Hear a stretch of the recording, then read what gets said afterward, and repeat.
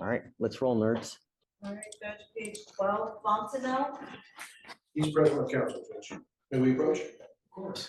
Hi, Mike. How are you? Good, how are You you? should have let us know. We would have hit you first. You know, I didn't realize you were here on an arraignment. Being patient. Go ahead and sign. This is holding. Good morning, Mr. Fontenot. Sir, you're charged with driving while intoxicated. You're facing up to 6 months in jail and or a $2,000 fine. We're going to do probable cause. You have the right to remain silent. Anything you say can or will be used against you. You have the right to have an attorney present. If you cannot afford one, one will be appointed to you, sir. Yes, Judge. Okay. On November 17th, 2024, the officer responded to a medical assistance call at a public roadway in Harris County, Texas. Upon arrival, the officer observed the defendant's motor vehicle stationary in a moving lane of traffic. The defendant was asleep in the driver's seat of the vehicle while it was still in drive. The officer observed 3 open containers inside the vehicle in plain view, all of which were cold to the touch.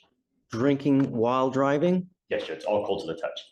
And after several attempts at waking the defendant, the officer broke the back passenger side window and placed the vehicle in park.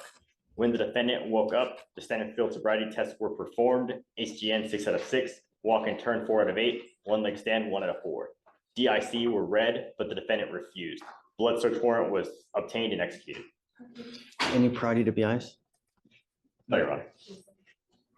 Mr. Fontenot, I'm going to find that there's probable cause to go forward with the case.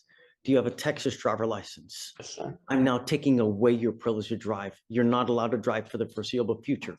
Do you understand? And I would hope that you recognize it's elementary that you're not to have alcohol in the car while you are driving. If I find that you consume alcohol, if I find that you use illegal drugs, I will put you in jail. You will not get any more PR bonds. You will be signing an affidavit with me today promising me you're not going to drive. And I don't care if Jesus needs a ride to church. You get into a car and drive, I can have a contempt hearing. You can be facing up to 6 months in jail and a $500 fine every time you drive. Do you understand? Yes, sir.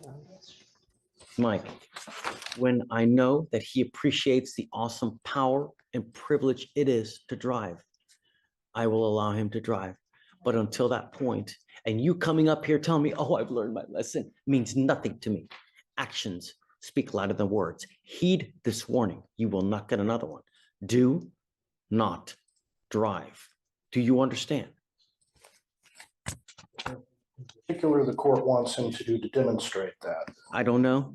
You know, creativity goes a long way, but I want you to appreciate what it is to be able to drive. Living in a city as big as Houston without the ability to drive blows. Do you understand? And I want you to appreciate that and understand that. I'd like a little bit of time in the past, you know, a little creativity goes a long way, but you know, how old are you, sir? He's 19. You're 19 years old. What are you doing with yourself these days, Mr. Fontenot? I currently work in Conroe. I'm a diesel mechanic, so. He's employed full-time and he's never been in trouble, Judge, just for what it's worth. Did you graduate from high school? Yes. You need to understand that your life is just now starting. And what you make of your life now, it's like, it's a road, right? That you're building in your life now. That road can be smooth, it can be glorious, paved in gold, or it could be a chunky, rocky piece of crap pot, just cobbled stone that are filled with holes because you're in and out of jail. Just, you're setting yourself up for the next 40 years of life.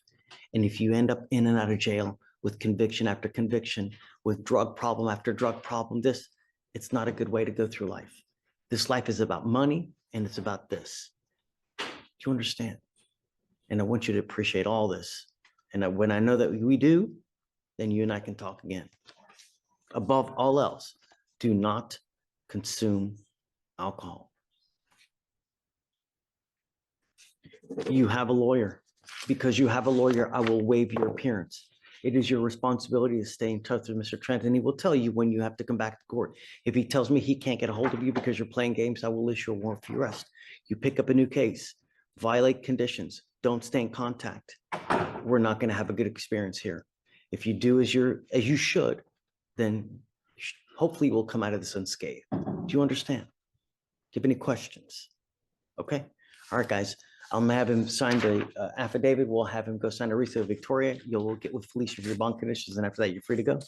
Judge, please, the court, I'll probably bring him back in about 30 days, just so you can check his progress. Certainly can. Let's see how things are going, but him coming up here and just saying that I missed my license, I want to see some kind of proactivity, you Okay, know? all right. All right, okay. Thank you, Good Your luck Honor. to you, sir. You excused? Yes, sir. Thank you, Mr. Trent.